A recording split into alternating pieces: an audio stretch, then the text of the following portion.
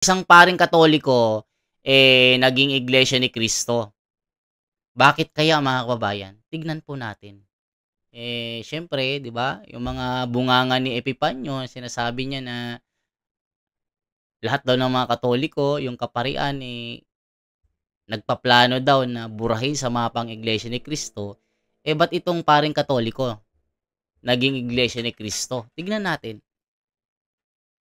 Siya si Ginoong Clifford Garcia, nasa proseso ng pag-anib sa Iglesia ni Cristo. I'm ex-Reverend Father Clifford D. Garcia. I took up my studies at San Carlos Seminary, my formation, and I'm a graduate of AB Psychology at Perpetual, and I'm a missionary priest, Roman Catholic.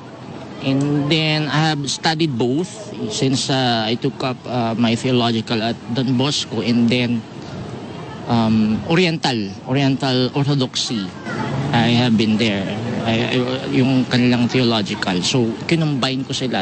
Inihayag niya ang kanyang damdamin nang itanong namin ang dahilan kung bakit siya nagpasyang tumalikod sa dating paniniwala. I found the truth. I mean, pagod na ako sa kasinungalingan eh. Tingnan natin yung yung dogma of purgatory. Wala na eh.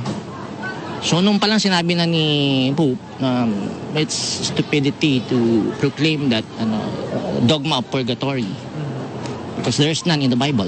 Yun yung pinakamahirap. Actually, inaano na nga namin yun eh. Ilalagpasan namin the dogma of purgatory, celibacy. Masaya. Kumbaga, natapos to yung pagkukunwari ko. Isa lamang siya sa mga dumalo sa isinagawang lingap pamamahayag sa Villa Sarignaya, Malagasang, Imo City, Cavite. Magandang araw mga kababayan. Kumusta po kayo? Eto muli, si The Wonder sa Philippines. Meron na naman tayong pag-uusapan. Bagong pasabog na naman. Update po kay Asong Epifanio Labrador. Meron na namang mga banat. Talagang ayaw tigilan ang Iglesia ni Cristo. At talagang matitindi talaga itong mga banat niya na paninira na walang katotohanan. Birada mo, Epifanio, birada ko din sa'yo. Siyempre, isa kang isa kang asong ulol at naggagaling-galingan, pero ang utak mo naman, bawat salita na namumutawi sa bibig mo ay parang tae. Kaya masasabi ko sa'yo, isa kang tae. Epifanio. Kaya yung mga birada mo, sasalagin natin. Magre-react lang kami sa mga sinasabi mo, Epifanio. Simulan na natin mga kababayan. Ito na ang kanyang birada na naman. Walang kadala-dala ito mga kababayan. Talagang maghihimas ka talaga ng rehas. Ipagpatuloy mo yan. Yung katapangan mo na yan, Epifanio. Malalaman na lang namin isang araw iiyak ka at nagmamakaawa ka na iurong yung mga kaso laban sa'yo. Ang sama ng birada ng bibig mo ang baho eh. Eto na mga kababayan. So sana pakinggan po natin kasi talagang mayabang itong taong ito. Pero mga kababayan at mga kapatid, kumalma po tayo. Para po sa lahat ay nandito po tayo para bigyan po ito ng leksyon si Epifanio Labrador. At sa lahat po ng mga vlogger dyan na walang humpay na naninira sa Iglesia ni Cristo na kung ano-ano yung mga paratang po nila. So ito na po yung birada ni Epifanio mga kababayan.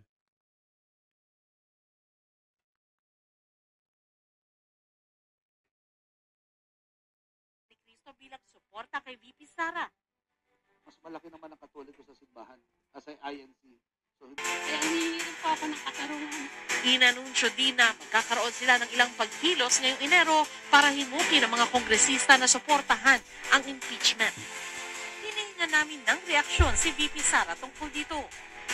Tinanong naman ng grupo kung pantapat kaya ito sa naging rally ng Iglesia ni Cristo bilang suporta kay VP Sara. mas malaki naman ang Katoliko sa simbahan as INC. So hindi naman kailangan tapatan pa. Ayun, napakalinaw po mga minamahal kong mga kababayan. Alam nyo, sa mensahe pong ito ng pari, ay butata po itong Mongoloid, itong Mongoloid na leader po ng Iglesia ni Manalo. Hindi na kailangan tapatan pa sapagkat alam naman ng mga igling, alam naman ng mga igling o ng Iglesia ni Manalo na 1% lang sila sa dami ng mga Katoliko. Mga kababayan, pinagmamalaki niya at pinagyayabang na ang bilang ng Iglesia ni Cristo ay 1% lang. Sa dami po ng mga kapatid nating Katoliko, talagang marami sila. Bakit nung nag-rally kayo, ba't parang nilangaw kayo? Kung ikukumpara mo sa Iglesia ni Cristo na isang porsyento lang na sinasabi mo pero umapaw ang buong Maynila. Kayo na napakalaki na majority sa ating bansa na mas malaki na dihamak ang dami nyo sa Iglesia ni Cristo, bakit nilangaw yata yung rally nyo na pro-impeachment kayo? Tapos sasabihin mo, mas marami naman kami na dihamak sa inyo. 1% lang ang dami nyo kaysa Katoliko. Kasi, kanya-kanya kayo, Epipanyo Labrador. Nananaginip ka na kakampihan ka ng mga kapwa mo Katoliko? Mga born again, kakampi sa'yo? Managinip ka, Epipanyo. Ituloy pa natin ang katarantaduhan ng Epipanyo Labrador na ito. Na talagang sobrang yabang Hanggat hindi ka tumitigil, Epipanyo Labrador, hindi ka namin titigilan. Hanggat matuyo yung utak mo.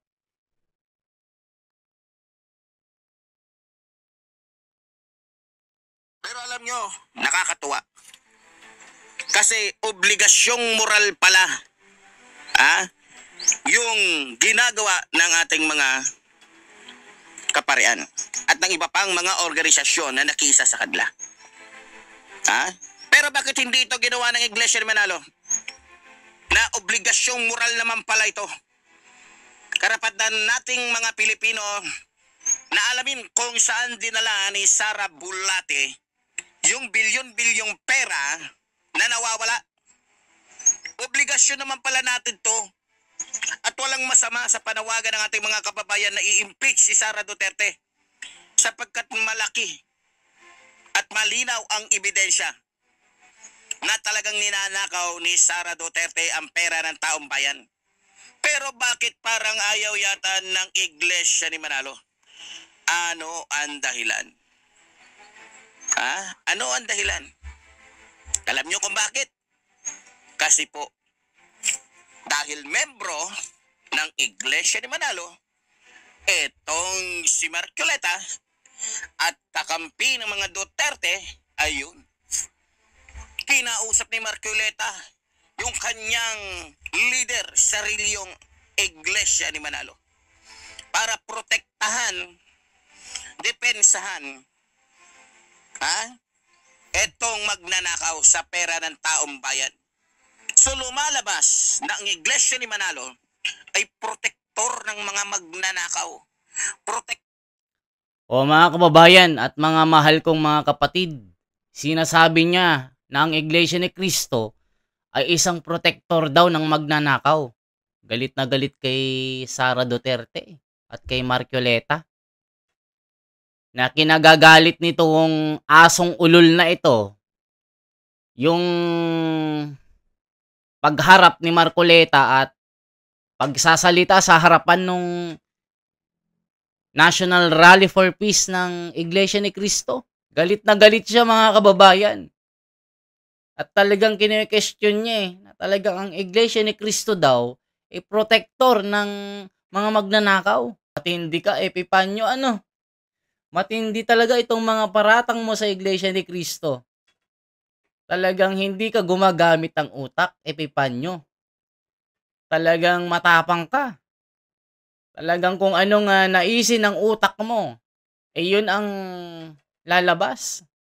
Talagang parang tubol ang utak mo, Epipanyo, na walang ibig sabihin walang ka-nutrients yung utak mo eh. Talagang sumasang-ayon din naman yung mga tagasunod mo eh. Yung mga viewers mo na subscriber mo na pag nag-comment eh bilib na bilib sa'yo. Talagang itong utak pulburan na ito, utak kamatis, utak bugok na itlog, eh talagang bilib na bilib sa kanyang sarili mga kababayan.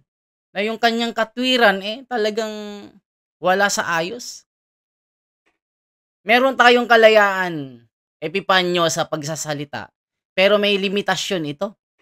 Pero pag ang mga lumalabas sa iyong bibig ay puro paninira na lang, puro direktang atake sa tao na makakasama sa isang reputasyon at ng isang organisasyon na pawang mga gawa-gawa lamang, eh hindi pwede ito, Epipanyo Labrador. Magiging isa kang basahan lamang sa paningin ng tao. At yung mga nauuto mo, na mga viewers mo, eh wag kang mangdamay ng ibang mga tao na kapwa mo Pilipino. At talagang sinasabi mo pa na magsasanib na yung maraming mga malalaking reliyon. Pinagmamalaki mo dyan yung simbahang Katoliko. Marami tayong kaibigang Katoliko. Mga protestante at mga born again. Pero yung utak mo sa kautak nila, eh magkaiba. Yung utak mo kasi, bugok na yan, Epipanyo. Ang yabang-yabang mo na, kala mo, napakagaling mo eh. Talagang, yung ginagawa mo, eh isang araw, mabalitaan na lang namin at mga kaibigan nating mga Katoliko, mga born again, at mga protestante eh, baka nasa kulungan ka na, Epipanyo. Ang galing mo kasi. Ang galing mong gumawa ng mga kwento. Tignan pa natin itong yabang ng taong ito mga kababayan. Talagang wala sa ayos ito. Talagang nagmamarunong na wala sa utak mga kababayan, wala sa ayos. Ito, tignan natin mga kababayan ang ano nito. Marami siyang sinasabi dito. Protector ng mga halimaw, protektor ng mga taong sarili lamang ang iniisip. Pero, maniniwala ka ba? Nakikilos ang Iglesia ni Manalo ng ganun na lamang? Kung walang perang involved dyan, mag-isip daw kayo mga kababayan. Mag-isip kayo. Kayo, maniniwala ba kayo? Ang tinatanong ko dito, mga reliyon na hindi kareliyon ng Iglesia ni Manalo, maniniwala ba kayo? Alam ko na ang nasa isip ninyo at alam ko, iisa lang ang laman ng isipan natin. Naniniwala ako na maliban na kinumbinsi o hiningi ni Marcoleta yung tulong ng kanyang mga leader sa Iglesia ni Manalo, malamang nagbigay ito, alam niyo na, pampalubang loob. Kumbaga payola. Para O mga kababayan, grabe ano? Yung mga daw, si Marcoleta daw, eh humingi ng tulong sa pamunuan ng Iglesia ni Cristo. Eh ayon sa kanyang sinabi mga kababayan, eh malamang meron daw kababalaghan. May payola daw na nangyari. Ibig sabihin yung payola, eh parang bigayan ng pera, mga mahal kong mga kababayan. Sa mga kapatid dyan, nanggigigil kayo sa taong ito eh. Pati yung mga nasa PNK, gigil na gigil sa taong ito eh. Pag napapanood at nakikita yung mukha niya eh. Talagang sakdal na isang sinungaling eh. Na feeling niya eh, isa siyang matalino na isang pantas. Na kada bigkas niya, eh mapapaniwala yung mga viewers niya na tagasunod niya. Pero Epipanyo, maraming matatalinong mga Pilipino. Hindi gaya mo na yung utak mo talaga, isang bulok na itlog na walang kalaman-laman. Ibig sabihin, yung utak mo, para kang nakaragbi. Nadaig mo pa yung mga batang hamog na kung humitit ng rugby, pati bote kinakain mo. Epipanyo Labrador. Matindi ka ano. Ang dami mong imagination Kala mo naka-drugs ka Epipanyo Talagang ibang klase yung utak mo. Ituloy po natin mga kababayan, tinatawanan na lang ito ng mga kapatid. Talagang eto, sana hindi ko napansinin ito mga kababayan kasi maraming nagre-request na, kapatid, wag mong tigilan itong si Epipanyo. Makulit Kaya Epipanyo Labrador, hanggat hindi ka tumitigil, hindi ka namin titigilan. Ginagawa ko ito, Epipanyo, para lang sanggain yung mga paninira mo sa Iglesia ni Cristo. Tandaan mo, Epipanyo Labrador.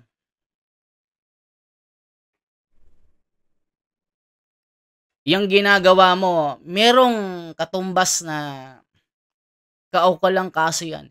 Merong katumbas na kaso. Lahat ng mga sinasabi mo na walang katotohanan at pawang mga gawa-gawa lamang, talagang kulungan yung yung diretso mo. O mga kabayan, ituloy pa natin. Nanggigigil talaga ako dito nakakagigil talaga. Mukha pa lang niya, mukha ng mukha ng unggoy ito Tignan pa natin yung kalokohan ng mokong na ito. Gamitin yung mga membro ng Iglesia ni Manalo nang sa ganon ay iurong o itigil yung impeachment complaint laban dito kay Sara Duterte na sa itsura pa lang ng putang inang babaeng ito na puta pa sa lahat ng puta na kung saan hindi makontento sa isang titi naghahanap pa ng iba at kapag ka nagsawa na sa titi maghahanap ng babaeng katulad niya na pagsasawaan niya rin. Abnormal kasi. Abnormal kasi mga kababayan ko. So, obligasyong moral. Bakit hindi alam ng Iglesia ni Manalo to? Na obligasyong moral naman pala yung ginagawa. Bakit nila hinaharangan? Bakit sinasakyan nila yung sinasabi ng ating mahal na Pangulo? Naubos oras lamang yan. Pero, meron ako nalaman na nagsalita ang ating mahal na Pangulo na kaya pala niya sinabi yun dahil hindi pa napapanahon. Pero hindi niya sinabi na wag i-impeach si Sara Duterte. Nilinaw po yan ng ating mahal na Pangulo, mga minamahal ko mga kababayan. Ang sabi niya, hindi napapanahon. At hindi pa napapanahon. So, ibig sabihin, kinlaro niya na mayroon palang oras. Pero wala siyang sinabi na hindi siya sang-ayon na i-impeach si Sara Duterte. Mga kababayan, pinagpipilitan nito na parang hindi daw sang-ayon si BBM doon sa impeachment. Kahit daw sinabi niya na hindi na kailangan. Pero pinagpipilitan niya na si BBM ay sumasang-ayon sa ginagawa ng mga mambabatas na nagsusulong na tanggalin sa pwesto. Matindi itong taong ito. Talagang nanghihikayat pa Nagtatawag pa ng mga sisimpatya sa mga sinasabi niya Tignan yung mga sinasabi niya kay BP Sara. Grabe yung bibig nito. Alam niyo mga kababayan, kung ako Katoliko, kung ako born again, kung ako protestante, itong taong ito, dito ako sasama. Wag na lang mga kababayan. Kasi itong taong ito, sira ulo Sira ulo ang utak nito. Tapos sasabihin niya, marami daw kumakampi sa kanya. Na marami daw naniniwala sa kanya. Grabe talagang nananaginip. Yung imahinasyon nito umabot na sa kalawakan Talagang ibang klase itong taong ito. Yung parang ano matindi adik ata ito. Uulitin ko mga kababayan uulitin ko. Kung ito ang vlogger na kukunin nyo, mga mahal kong nanunungkulan, kung ito ang vlogger nyo, si Epifanio Labrador, take note, sisirain niya ang karir nyo. Yung mga lumalabas sa bibig nito, bawat letra, sisirain yung reputasyon nyo. Kung sino man ang politiko na sinusuportahan nito, mag-isip-isip na kayo. Yung ibang mga kasama nga nito tinakwil na 'Di ba ito nagpapakilala na BBM vlogger ito? Bukang bibig niya, 'di ba? Yung sinusuportahan niyang politiko. Ito ba ang vlogger nyo? Si Raulo. Pasensya na po mga kababayan sa mga nanunungkulan Kung ito ang vlogger ko, halimbawa ako, senador ako, isa akong congressman, tapos vlogger ko ito, ay nako, sisirain niya ang karir ko. Tignan mo naman, bawat salita nito ay nakaka-discourage Halimbawa, may kinakampihan kasi ito mga kababayan, makikita nyo sa mga bibig niya Makikita mo sa mga sinasabi niya na bukang bibig niya, si ganito, si ganyan Kung ito ang vlogger nyo, sinasabi ko sa inyo, mawalang galang na po, masisira yung pangalan nyo. Kaya kung ako sa inyo, tanggalin nyo na itong vlogger nyo. Diba? Nagpapakilala ito na vlogger na BBM vlogger siya Mga kababayan Kung ako sa inyo, tanggalin ko na ito. Itong Epifanio Labrador na ito. Kasi masisira kayo. Sisirain nyo yung pangalan nyo. Ay, nako po. Panginoong Diyos. Mukha pa lang nito Hindi naman pagkakatiwalaan Tapos, filingero pa. Akala mo napakapogi. Napakagandang lalaki. Kung pagsalitaan ang ating namamahala. At murahin ang buong Iglesia ni Cristo. Akala niya, napakagandang lalaki niya. Isipin nyo. Sabihan ba namang Mongoloid ang ating namamahala? Ang daming nanggigigil dito Kahit Katoliko, nanggigigil sa taong ito Kahit hindi Iglesia ni Cristo manggigigil sa taong ito. Halimbawa, yung tatay mo minura ng kapitbahay mo. Siyempre kami, si Ka Eduardo Manalo, para ng ama ng aming tahanan yan. Kaming mga miyembro ng Iglesia ni Cristo, ginagalang namin yan. Ano man yung naisin niya at mga ipapatupad niya, basta nasa katwiran, susunod kami. Dahil wala pong miyembro na Iglesia ni Cristo na pag hindi sumunod sa pamamahala ay mapapahamak. Wala pong kapatid na Iglesia ni Cristo na napahamak sa pagsunod sa pamamahala. Lahat na pabuti mga kababayan at mahal kong mga kapatid sa Iglesia ni Cristo. Kaya itong taong ito, mga kababayan, kung ito ang pakikinggan nyo, masisira din yung utak nyo Magiging magiging coconut shell Ang laman puro pulburon Talagang mukha nito parang parang tinapakan na tayo yung mukha nito Pasensya na po sa termino ko po, nakakagigil kasi. Pakinggan pa natin yung mga sinasabi nito. Ibang klase ka, Epifanio Kala mo, ang galing-galing mo Kaya naman ngayon, ni Marcoleta o ng Iglesia ni Manalo, bobo pala Wala palang utak yung leader ng Iglesia ni Manalo. Nananakot ho sa akin ngayon mga minamahal ko mga kababayan.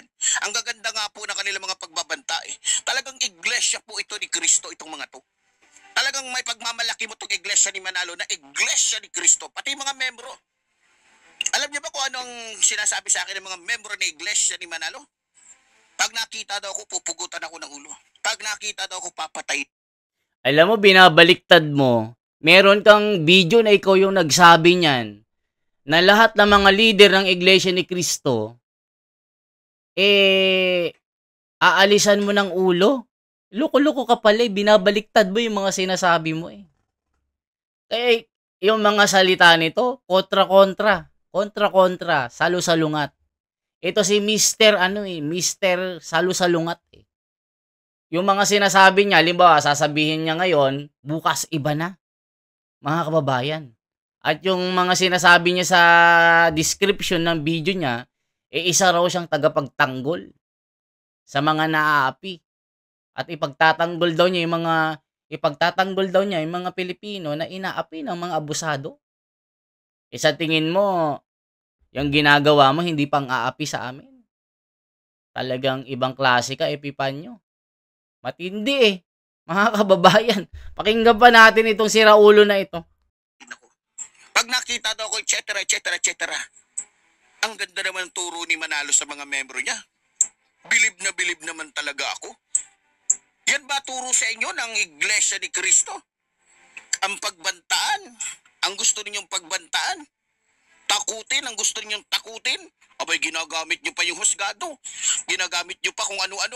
Hala ka, eto na. Hinahunting ka na, wanted ka na sa Iglesia ni Cristo. Ha? Alam mo, Epipanyo, yung bunganga mo kasi,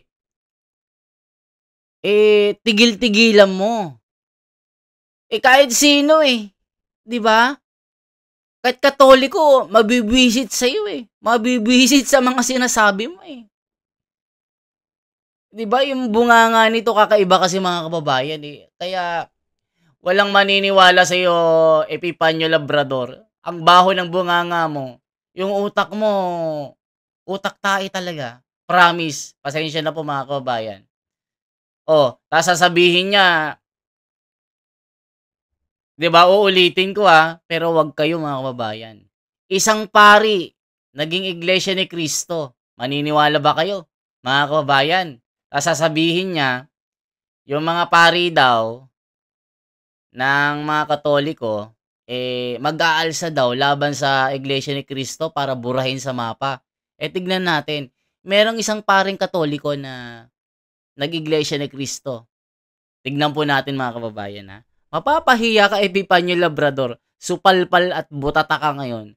Isang paring Katoliko, naging Iglesia ni Cristo. Bakit kaya mga kababayan? Tignan po natin. Syempre, di ba? Yung mga bunganga ni Epipanyo, sinasabi niya na lahat daw ng mga Katoliko, yung kaparian, nagpaplano daw na burahin sa mapang Iglesia ni Cristo. Ba't itong paring Katoliko naging Iglesia ni Cristo? Si Ginoong Clifford Garcia, nasa proseso ng pag-anib sa Iglesia ni Cristo. Ex-Reverend Father Clifford Garcia. I took up my studies at San Carlos Seminary, my formation, and I'm a graduate of AB Psychology at Perpetual, and I'm a missionary priest, Roman Catholic. And then I have studied both since I took up my theological at Don Bosco, and then Oriental Orthodoxy. I have been there. Yung kanilang theological. So, kinumbine ko sila. Inihayag niya ang kanyang damdamin nang itanong namin ang dahilan kung bakit siya nagpasyang tumalikod sa dating paniniwala. I found the truth. I mean, pagod na ako sa kasinungalingan Tingnan natin yung yung dogma of purgatory. Wala na So, nung palang sinabi na ni Pope, it's stupidity to proclaim that dogma of purgatory. Because there's none in the Bible. Yan yung pinakamahirap. Actually, inaano na nga namin yan nilalagpasan namin the dogma of purgatory, celibacy. Masaya. Kumbaga, natapos na yung pagkukunwari ko. Isa lamang siya sa mga dumalo sa isinagawang linga pamamahayag sa Villa Sarignaya, Malagasang, Imus City, Cavite. Mga kapatid mula sa mga lokal na nasa Imus area ng distrito ng Cavite South ang nagkakaisang nagsama ng mga bisita sa sinagawang aktibidad. Pinaghandaan po naming mabuti sa mga lokal sa ilagak sa ating Panginoon Diyos ang pagtitiwala. Siya po ang gagawa ng kaparaanan para ang mga tao'y matawag sa iglesia. Mahigit 30 mga tent na maglululan ng halos 15,000 mga tao ang inihanda para sa malaking bilang ng mga natipong kapatid at panauhin sa dako ng aktibidad. Alas 2 ng hapon, nagtanghal na ang mga talent mula sa INCPC kasama mga celebrity lookalike performer at O mga kababayan, nakita nyo naman. Salungat sa sinasabi ni Epipanyo Labrador na yung mga paring Katoliko daw nag-aaklas laban sa Iglesia ni Cristo para mabura sa mapa. Tignan nyo naman, bakit itong paring Katoliko umanib sa Iglesia ni Cristo? Ano yung nakita niya? Yung aral kasi, sabi niya, yung aral daw, mga kababayan, na talagang nakita niya. Sumanib po siya na maging miyembro ng Iglesia ni Cristo. Dahil umattend po siya sa mga lingap pamamahayag, naliwanagan po siya na talagang ang Iglesia ni Cristo kakaiba sa mga kinagisnan niyang reliyon, mga kababayan. So, Epipanyo, tignan mo ha. Suplak ka na naman. O, yung paring Katoliko na sinasabi mo na lumalaban sa Iglesia ni Cristo na maliit lang ang porsyento. Pero tignan mo, bakit naakay sa pagiging Iglesia ni Cristo? Epipanyo. Sana ikaw, Epipanyo, ipinapanalangin kita na kung yan ang paraan ng ating Panginoong Diyos para makita mo ang tunay na pananampalataya. Kasi marami na pong kasaysayan, mga kababayan, lalo sa Biblia. Kung hindi ako nagkakamali, si Apostol Pablo na isang manguusig sa Iglesia ni Cristo. Pero natawag po sa tunay na pananampalataya. So itong si Epipanyo Labrador, pinapanalangin po naming mga magkakapatid sa Iglesia ni Cristo na sana maakay po ito.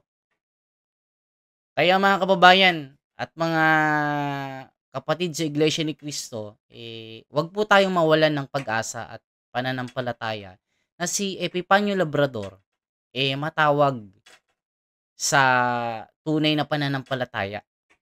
Kasi nakita nyo naman, mga kababayan, kung paano siya umasta, paano siya magsalita. Talagang kung titignan mo, yung Diablo nagkatawang tao na lang sa katayuan ni Epipanyo, mga kababayan. So yan lamang po yung aking masasabi, mga kababayan. Kasi ayaw tumigil kasi ni Epipanyo Labrador. Kaya kung anong banat po niya, mga kababayan, yun din yung sasalagin natin. Siyempre, ang dami niyang paninira kasi, mga kababayan, yung mga kapatid nga, naka-ready na po na magsampa dito. Inaantay na lang po ang hudyat, mga kapatid. Alam na rin po kung saan naroroon ang taong ito. Pero hindi po kami nawawalan ng pag-asa na magbabago pa itong si Epipanyo. Marami na nga pong lumaban po sa Iglesia ni Cristo dahil wala po sa katwiran. Lahat po ay nabigo. Bumagsak po sila lahat. Dahil pinarusahan po sila ng Diyos na buhay ng Iglesia ni Cristo. Yan po ang totoo, mga kababayan. Bilang kapatid po at miyembro ng Iglesia ni Cristo, yan po ang aming pinaniniwalaan na doktrina po sa Iglesia ni Cristo. Lahat po ng paratang po ni Epipanyo Labrador ay pawang mga gawa-gawa lamang ito at walang katotohanan. Kaya mga kababayan, salamat po ng marami. Kung hindi pa kayo nakapag-like, i-like nyo na rin, i-subscribe nyo na rin. At sa lahat po ng mga kapatid sa buong mundo, sana po mapanood nyo po ang video na ito, ipakalat nyo po, i-share nyo po sa mga kaibigan nyo na mga kapatid, lalong-lalo na po sa mga kapitbahay nyo at mga friends nyo po. Salamat po sa inyong suporta. Once again, ako po si The Wonders Philippines na laging dedepensa po sa mga paninira ng mga vlogger na ito. Lalong-lalo na po dito si Epifanio Labrador at sa iba pang mga lapastangan sa mga paninira nila sa Iglesia ni Cristo at sa ating taga-pamahalang pangkalahatan. Sana po, lagi po kayo nandyan, lagi po kayo sumuporta po sa akin. Mabuhay po mga kababayan.